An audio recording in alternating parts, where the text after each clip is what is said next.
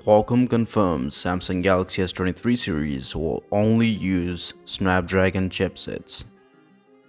Hey, it's John Tech here, and today we're going to be talking about Galaxy S23. Samsung is expected to launch its Galaxy S23 series phones in the first week of February according to the latest rumors, and this might be the year where all the models will launch with the same chipset globally. Rumors about an all Snapdragon lineup of Galaxy S23 series phones have been going on for months, and the latest earnings call from Qualcomm all about confirm these rumors are true.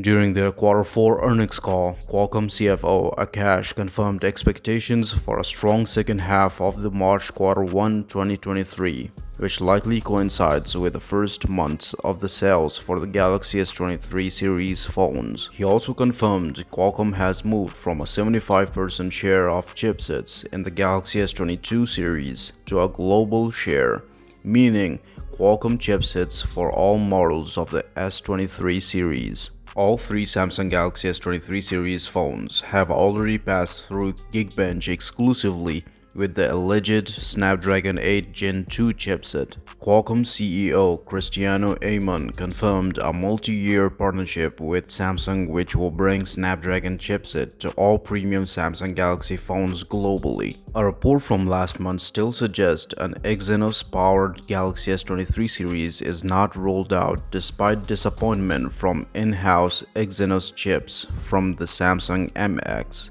Mobile Experience division.